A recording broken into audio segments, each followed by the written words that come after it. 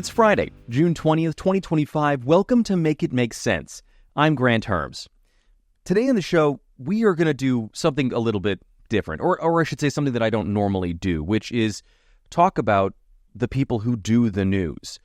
I don't really like it when the press covers the press, but it's important in our current moment because right now, and since he came into office for a second time, Donald Trump has been going after the people who bring you the news every single day. And it's been more than just calling out CNN as fake news. It's been bringing these people to court. It's been forcing settlements with ABC. It's been threatening NBC and MSNBC and CNN with investigations from the FCC, the Federal Communications Commission. It's blocking a merger that's potentially happening with CBS right now, while also suing CBS over something that absolutely every newsroom does all the time, which is a basic newsroom editing thing. If you don't know that story, essentially Trump is suing CBS for a lot of money. We are talking more than $1 billion because 60 Minutes edited an interview with Kamala Harris in a way that Trump thought was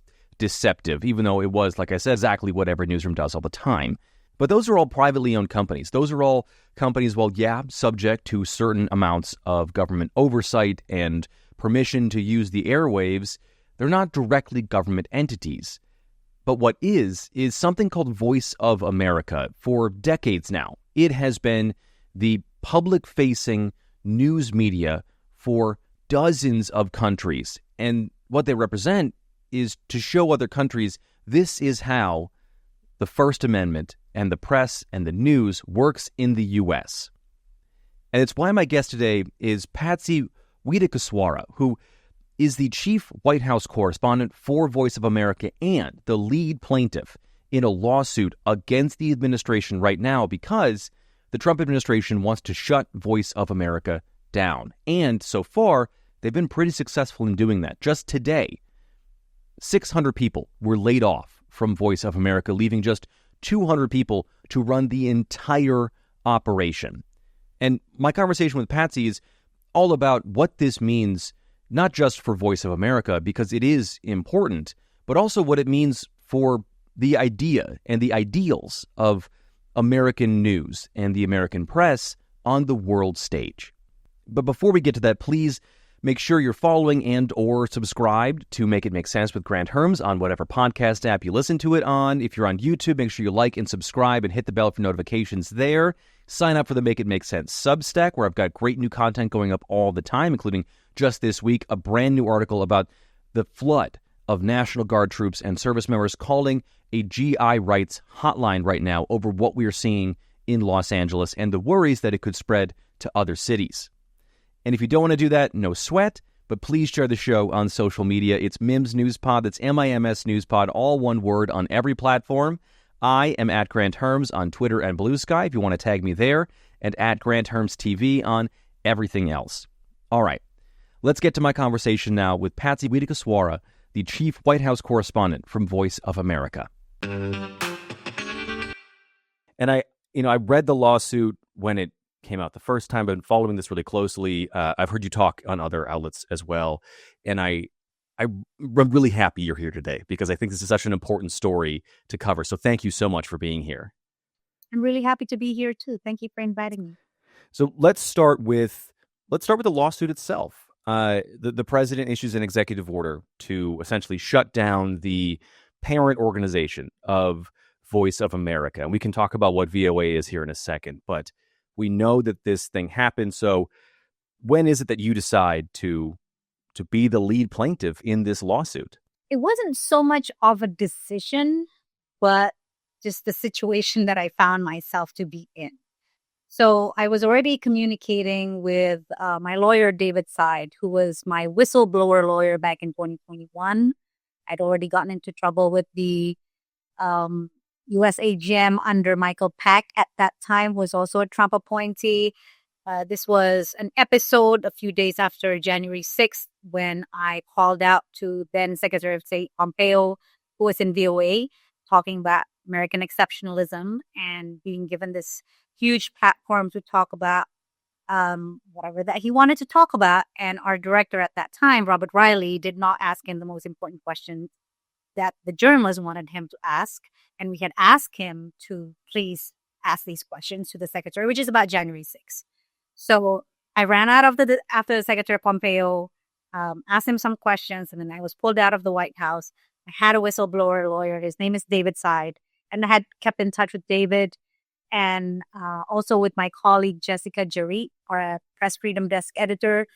And the three of us and a few other colleagues, including Steve Herman, were very concerned about the potential of issues with press freedom, issues with censorship, anything that could happen to VOA under the Trump administration. And so when the executive order came out, it wasn't, oh, let's decide to sue the U.S. government. It wasn't like that at all. It was just because I had already been in touch with David and was in a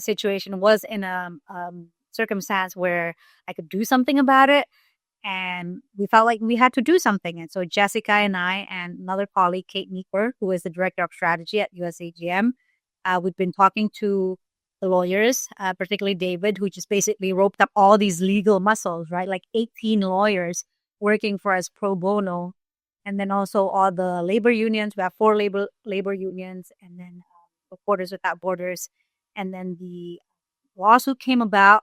And so the lawsuit came about needing plaintiffs rather than the plaintiff deciding on the lawsuit. So that's how it was. So it wasn't a decision that I made.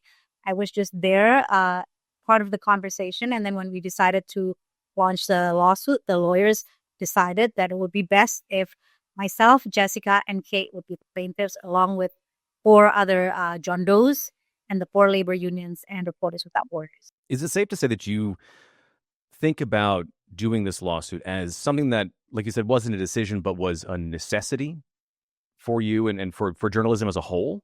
Yeah, I felt that if I didn't do something about it, if we didn't do anything about it, then first of all, it would have been really bad for my colleagues, especially the contractors, because they had been fired, right? Their contracts had been terminated, and they would have lost their income and their health benefit by the end of March.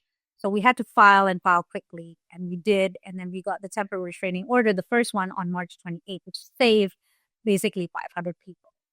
And in terms of, do I feel compelled to do it for journalism? Yes. Yes. With everything that is happening in this country, I feel that this is the little patch of land that I'm sitting on, and this is the little patch of land that I'm fighting for. Talk to me about how you got to VOA and what it is, because I think a lot of listeners might not know what Voice of America is, especially if they haven't been overseas somewhere. Yeah, so VOA is an international broadcasting agency. We broadcast in 49 languages, including English.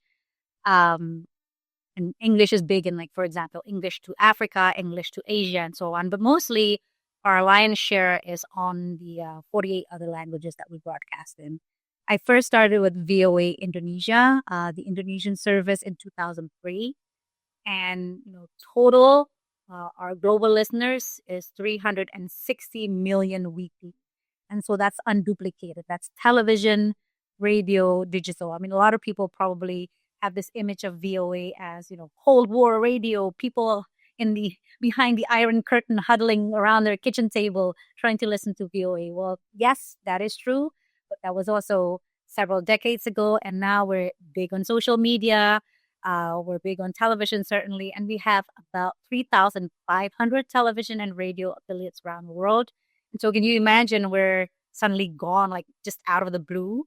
Those 3,500 affiliates who depend on our content and our audience who depend and who listen through those affiliates, like, they didn't know what was happening, right? I mean, suddenly they have programs to fill and no content. And this is the unfortunate thing and the, I think, dangerous thing is the fact that Russia through RT and China through CG10 and others have filled in the void that we left because we didn't tell them anything. I mean, my colleagues were basically going to the studio on that Saturday, March 15th, when they were told that, nope, everybody's on admin leave. So there is no communication to our affiliates either. And this is Right. sad. Right. And for listeners, RT and CG10 are the state media for Russia and China. I think the next question then is how is VOA different from those? So we are different than state propaganda media like RT, like CGTN. It's because we base our journalism on the principles of factual, comprehensive, and balanced information. We don't just say nice things about the US government. We broadcast actual factual information. Um, our slogan from the very beginning has been the news may be good, the news may be bad, we will tell you the truth.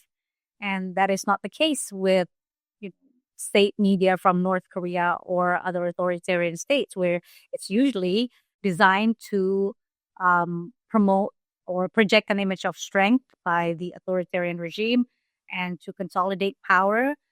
That's not at all our purpose. Our purpose is to tell America's story to the world, not the president's story, not Congress story, not the Republican story, not the Democrat story, but America's story. And that means it has to be everything. It has to be about the policy, yes, but also the debate and the critique surrounding that policy.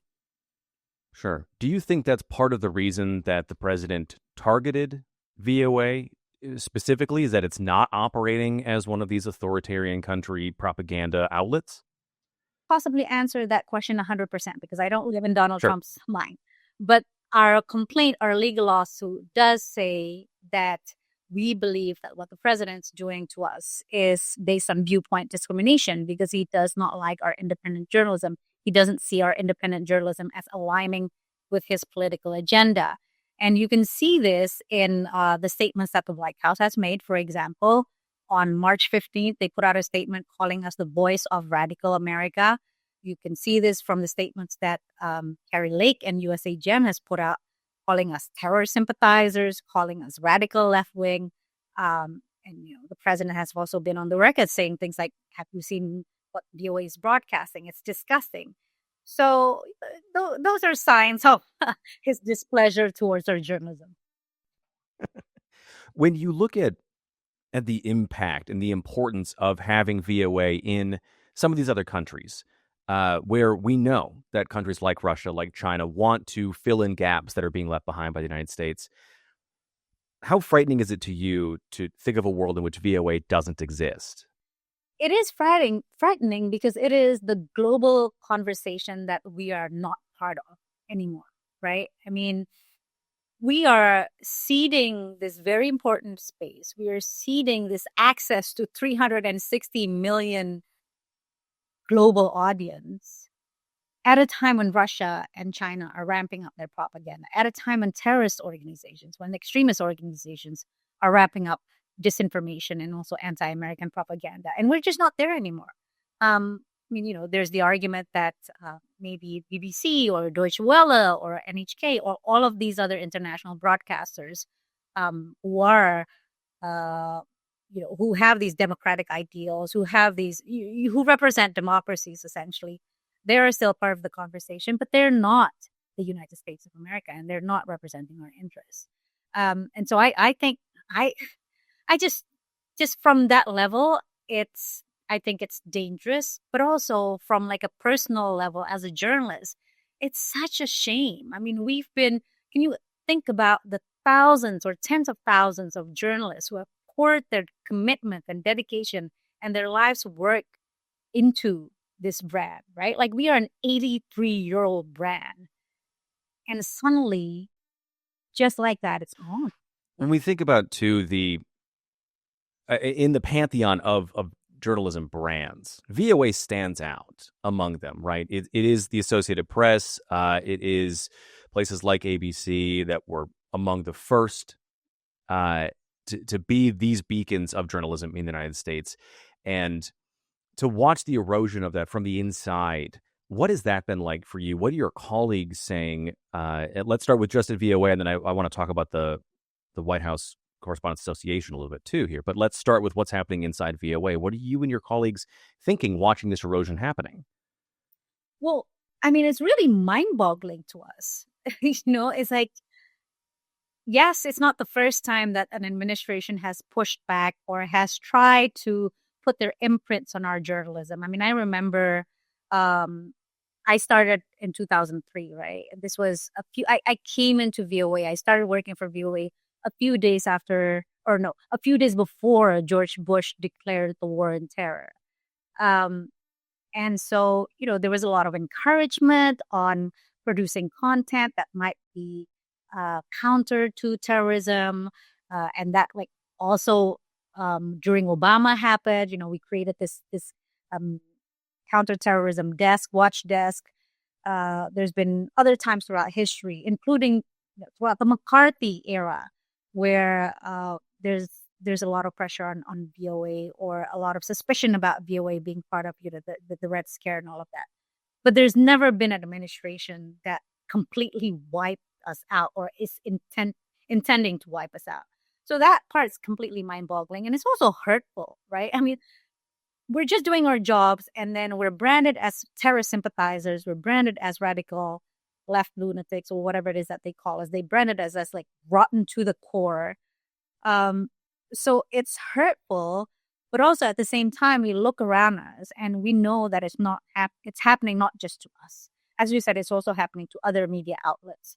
And so I think for us, for VOA, my colleagues and I, particularly the colleagues who come from other places, like myself, I come from Indonesia, and a lot of my colleagues obviously come from Russia, from Vietnam, from Myanmar, from Eastern European countries, other places in the world where freedom of the press is not as mature or as robust. And so we know exactly what it's like to live under an authoritarian regime, and we know what the signs are. So I think we're a little bit more sensitive and a little bit more, what's the word I'm looking for? Vigilant of any signs of this happening. And so the other thing that I would add about, how we feel about this is that we feel very concerned and very scared of democratic backsliding and freedom of the press backsliding. And we feel like that's what's happening in this country. How hard is it to watch that right now? Because it does seem like warnings about that from people like you, from experts in authoritarianism, are really falling on deaf ears. And again, as somebody who broadcasts into countries that are at risk or of democratic backsliding, or are burgeoning democracies, or there's a conflict between what kind of government is going to emerge in these places, what is it like to watch this happen here in the U.S.? It feels scary. It feels frustrating when people don't pay attention. Sometimes when I'm talking to people, even just my friends, I kind of want to like shake them and be like, wake up, this is happening. And as a mother, I have a teenage son. I'm also worried about him, and his future. So I'm usually a very optimistic person, but right now I feel very pessimistic for our country and as an American. Do you feel supported right now by broader journalism institutions in this lawsuit? There's been, I would argue, a lot of effort from the White House to try to chill a lot of journalistic independence, whether it's the settlements with ABC, whether it's the lawsuit right now against CBS, whether it's targeting to PBS, whether it's targeting you guys. Do you feel supported by institutions? I'm sure colleagues that you sit next to every day from other outlets are supportive of you, but that's different than having the backing of the industry. So do you feel like you're on an island right now, or do you feel a sense of camaraderie? Because I will say, as a journalist, although not in those rooms, I don't see that right now. It does not seem like we're doing a very good job of rallying around ourselves and the cause of journalism at the moment. Yeah, I think you have a point there. In terms of peer-to-peer support, camaraderie is there. Whenever I see my colleagues, I get all the love and support that you can imagine. But in terms of, I think, just the overall industry and how we should be crafting a unified response to this, I don't think we're there yet. I think even though we have the experience of covering Trump 1, I don't think we learned enough as an industry to be able to cover it in a way that would still uphold, our principles of journalism. And it's not just about the clickbaits, and it's not just about, the noise. So yeah, I think there's a lot of conversations that we need to have as journalists, as industry players, in terms of how do we want to deal with this, how do we want to cover this administration, um, how how do we want to be a player that is helpful if we do think of ourselves as key players in terms of upholding democracy and making sure it doesn't backslide. Yeah. Yeah, I mean, you've not been shy about saying some of these things pretty directly in the past. What would you tell other journalists right now who are a little nervous about supporting the cause that VOA is doing right now, supporting independence of journalism? Because it's pretty easy to see why people don't step up and talk about these things, right? You'd be sacrificing access, you'd be sacrificing quite a bit of sourcing. It would be hard to do your job in a lot of these places to step up and do these things. So I understand that too. I've done that, right? But what would you tell journalists right now who know that they should but aren't? I would even go further than that and make you know, I would call out my own colleagues at VOA, right? Just a small example. We have Save VOA advocacy campaign on various platforms. But some of my colleagues, our own VOA colleagues, they're afraid to follow, because they're worried. They're worried about their own future. They're worried that and I'm just thinking, what is it that they haven't done to you? What is it that you're worried about that they haven't done to you already? And so this whole experience, this past, 3 months now, it's been a really interesting learning experience for me in terms of how people behave in crisis. It's a lot of people when they're faced with crisis, when they're in danger, we get paralyzed. Like, we get paralyzed by fear, we get paralyzed by depression, or sometimes we get paralyzed by delusion. Oh, it's okay, things are going to work itself out. And so I see that even in my own colleagues who are afraid to speak out, who are, who basically just want to hide behind the copier until everything passes. And what I would say, and I think this applies to everything else that's happening in the country, is that if you're going to think that way and you're going to think that somebody else should do this, somebody else who has more time or more courage or, can have a better prospect of finding a job or whatever, then we're not going to get anywhere. Then nothing's going to get done. Then they are going to win, because we do need people to be brave. We do need people to go out there and say, this is not right, and to fight it. And so I think that also applies not just for my VOA colleagues, but also everybody else in journalism. It may not be your outlet that's being targeted right now, but your industry is being targeted. And that also applies to other people, other communities, as well as to all Americans. Do you see your lawsuit then as sort of a rallying cry for broader journalism, in the sense that this is I don't know, shot is the wrong word for it, but this is the bugle call for other journalists to say this is the thing to get behind because it's happening to us now? Do you see the lawsuit as partly that, not just viewpoint discrimination, but also targeting an industry as well? I've never thought about it that way. I think the way I see it is what I told you before. This is the little patch of land that I'm standing on, and this is what I'm going to fight for. And there's so many little patches of land that's being targeted right now. Whether you're a law firm or academia or civil society, whatever, protect your own little piece of land and stand up for its values and stand up for what you believe it's right, because it will need everybody to be part of this. I don't like to use the word resistance because it's so loaded, but just to give an example, for example, I grew up in Indonesia in 1998, and I was part of the cohort of the University of Indonesia students who pushed back against the Suharto regime, and eventually, we kind of turned into this critical mass of demonstrations that overthrew his power. Um, at that time, I saw that it has to be everybody. It cannot just be just the shoot. It cannot be just my university. It has to be all the students. And then it also has to be the labor unions. And then it has to be, all these different groups before a change could finally happen.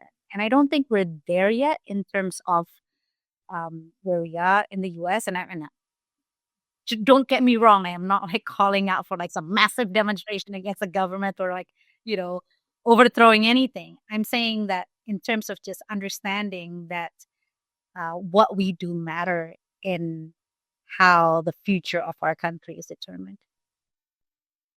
I think the illustration and the description of this little patch of land or this little patch of what you can do is really interesting, because over the course of the last few months, as I have been interviewing a lot of people, I've been doing this for almost a year now, but everyone who is in a position like you right now is talking about their own little swatch. And as you look at this, and I agree that I think resistance is a loaded term, but holding on to the things that we know make democracy work, it looks like we're sort of building this patchwork quilt of people who are putting this thing down. Is it comforting to you to feel like maybe if this is just your own little square, that it's connected to other squares? Is that at least when you sleep at night, that's a small silver lining of Yes. part of this? Or is everything else just too big? No, Yes. absolutely. Okay. Yes. Okay. I feel if I hear another lawsuit that's won, like if Harvard's won or if some law firm won, like if I see the law being applied, implemented, and upheld, that's a good thing. Because ultimately all we want is to be part of a country where there is still a rule of law, right? And so, it's absolutely comforting when I see something good is happening to NPR or PBS or even outside of journalism. Absolutely, it takes everybody. And again, it doesn't have to be based on any kind of political idea of left or right. It just has to be based on the idea that we want laws. We want laws in our country. Is it too much to ask for? To live in a country where there's rule of law. That's all I want. Do you find it hard to continue to cover the administration with this lawsuit going on, with trying to not feel politicized, but knowing that your voice is a part of the political conversation now in a way that it hasn't been before? Is it difficult to continue to do your job? I imagine it would have to be at least harder a little bit. Grant, I would love nothing more than to do my job, but all of us have been on admin leave since March 15th. 500 of my contractor colleagues have been terminated. Their contracts have been terminated. And starting on June 5th, our full-time employees have started to receive their reduction in force, their RIF notices. So they're moving to like completely silence us. I mean, it wasn't just, one EO and then nothing happened. It was an EO, and then Carrie Lake started putting everybody, USAGM started putting everybody on admin leave, and then our contractors got fired. And then last week, Carrie Lake sent a notice to Congress saying that she basically wants to terminate everybody. USAGM will terminate everybody, reducing us from, 500 contractors, 800 employees into 17 people, 17 journalists and technicians, plus one director. And our congressional mandate is to be a consistently authoritative and reliable news for a global audience, source of news for a global audience. And we're supposed to do that with 17 people. So I don't know how that's going to work. You can't run a local TV station with 17 people. You can maybe run like a student newspaper with that, but maybe. Yeah. So then then what is it like being on, I guess, on the sidelines for a lot of this right now? Because you have been. Yeah. So right now I'm focused on the lawsuit and also on the advocacy. So I'm actually as busy as was when I was covering the White House. But But to answer your question, how does it feel being on the sidelines? It's like, it feels horrible. I want to do the work. There's so much news to cover. There's so many, like, from a journalistic point of view, there's so many interesting, quote unquote, i.e., crazy events lately, as there have been in these past couple of years, actually. But, there's so many things that would have been such great news stories for us to cover. And everything that's happening with Ukraine, everything that's happening with Gaza, those are really important issues for our global audience, and that we have not been able to cover that at all. Right, right. And there is something to be lost in the places that VOA is by not having a U.S. voice covering these things right now. We're talking on Monday, and the episode that's going to come out here in a couple hours is about what's happening in Los Angeles right now.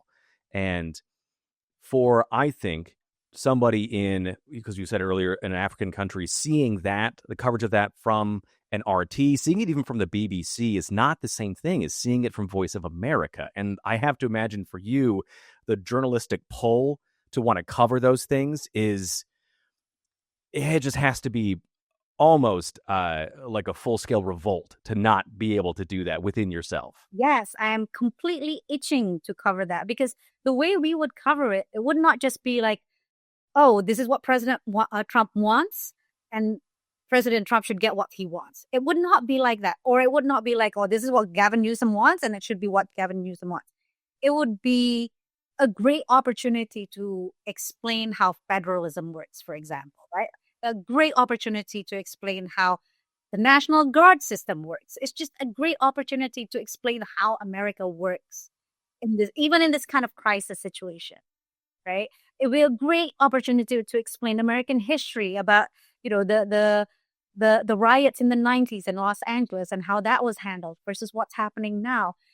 And that's not going to happen. Like, the BBC is not going to do that. RT is certainly not going to do that. RT and CGTN's certainly going to spread whatever they want to spread in terms of look at how terrible the United States is right now. People are rioting on the streets. And so many things are like that. The tariff stuff with China. Like, you can just see, I have a WhatsApp group with my extended family from Indonesia, from all my aunts and uncles who never reads the news, but are just so prolific in terms of like sending WhatsApp hoax stuff. And it's just full of just how great Xi Jinping has been in terms of, besting Donald Trump in terms of tariffs, for example. Right. That is all happening, and we are not there to push back. What happens next here? I mean, I know it's hard to do anything besides shrug and make that face, right? So what does happen next? What is your next step here with the lawsuit? Let's start there. So right now it's still on the appeals process. It's really slow. Now I'm learning just how slow the wheels of justice turn, right? Yeah. But yeah, we haven't given up, because basically right now the process of where we are in the appeals court, that's just on the stay of whether or not the government should bring back VOA. In terms of the merits of the case, that hasn't really moved at all, and we're still having to go through that. But also it depends on what happens with Congress, right? Like, are they going to fund us or not? Because even if we win in court, if Congress says, nope, we're not going to fund VOA anymore, then we're done, basically. And that's why our advocacy matters a lot. I'm going to plug in our website, savevoa.com. Great resource for everyone just to check out the timeline of the lawsuit, who we are, what we do, that kind of thing, and the dangers of our silencing. So what happens next? We'll keep on fighting. Our legal team, fantastic lawyers, very supportive of us. We'll continue to fight, and we'll continue our advocacy. We'll see what happens with Congress. But I think a lot of the damage has been done. I mean, even if they bring us back somehow, I just don't know how we can quickly recover from that trauma. I mean, we as a newsroom, we as journalists, because we've been slammed against a wall, and then left there on the street to die, and so it'll take a long time to recover. I think that is one of the things that, as I talk to a lot of people on this show about what's being done to their specific areas is that a lot of the damage may have already been done. To not leave on such a pessimistic note, do you think there is a better version of VOA that is possible on the other side of this? Yes. Thank you for asking that question. Absolutely. I think there's a better version of VOA because the mandate itself is great, right? Like, I mean, I've never worked and I've worked in 3 countries. I've never worked in any outlet that's mandated by law to be factual. Yeah. And to be comprehensive and to be balanced. So that's a great starting point. Can VOA be reformed? Should it be reformed? I think yes, absolutely. What newsroom is without room for improvement, right? And what federal agency is without room for improvement? But is this the way to get a better version of VOA or any federal agency? No. And I would say that, I've been with VOA for 22 years. I can guarantee 100% that I know the problems in VOA much better than Cherry Lake could ever know, unless she works there for 22 years, right? Yeah. So I would be the first one to raise my hands and say, okay, these are the problems that I see within VOA, and these are my ideas to address them. And I think many of my colleagues feel the same way. And so there is a possibility of making VOA much more effective, much more streamlined, less duplicative, and so on. There's absolutely room for that. But whether there's a political will and the political capital to do that, that's the thing that I don't know the answer to. Yeah. Well, Patsy, thank you so much for doing this. I really appreciate it. Thank you so much. I really had fun. I want to thank Patsy for coming on the show again. You can find links to Voice of America, or I guess what's left of it, so you can support it there, and also a link to the lawsuit and what's happening with that in the show notes for this episode. Otherwise, that is it today. Please rate and review the show on whatever podcast app you're listening to this on. Like, subscribe, hit the bell for notifications on YouTube, and as always, subscribe to the Make It Make Sense Substack. It's just $5 a month and really helps out the show. It lets me keep doing this thing and bringing you great interviews like the one you just heard. If you don't want to do that, I totally get it. In this economy, it's a lot to ask. But please share the show on social media. It's Mims Newspod. That's MIMS Newspod, all one word on every platform. I am at Granthermes on X and Bluesky, and at Granthermes TV on everything else, and you can tag me in all those posts too. Thank you so much for listening today. I'm Granthermes, and I'll talk to you next week.